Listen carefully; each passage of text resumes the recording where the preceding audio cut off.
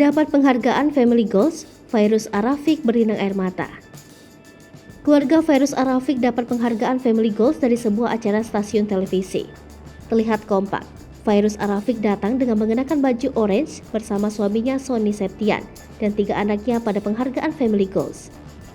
Fairuz Arafiq terlihat bahagia dan berlinang air mata, sebab mengenang perjuangan bahagianya yang sudah mencapai titik ini. Pernikahan Fairuz dengan Sony Septian berbuah manis. Ia dikaruniai 2 orang anak perempuan, ditambah anak dari mantan suaminya 1 orang laki-laki. Pernikahannya kini didambakan oleh banyak orang, hingga mendapat penghargaan Family Goals pada ajang Anniversary Insert 19 tahun 2022. Saat ditanya soal perasaannya ketika mendapatkan penghargaan, Fairuz Arafiq mengatakan jika ia sangat bahagia, sebab sudah banyak perjuangan untuk bisa sampai pada titik ini.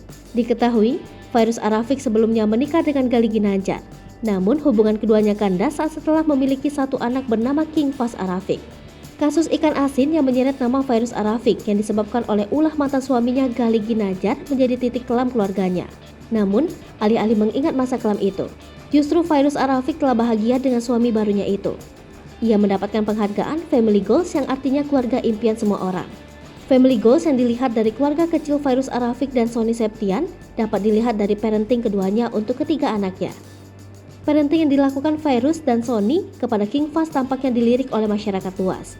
Saat ditanya, bagaimana sebenarnya cara mendidik King Fahz sehingga bisa menjadi anak yang pintar. Sony Septian tampaknya memang punya gaya tersendiri dalam mendidik anak sambungnya itu. Meski anak sambung, Sony terlihat ikhlas dalam mendidik King Fahz. Saat ditanya lagi bagaimana tanggapan Fairuz Arafiq saat melihat perkembangan anaknya itu, Fairuz juga bercerita saat dia berjuang sendiri mendidik Fahz sebelum bersama dengan Sony Septian.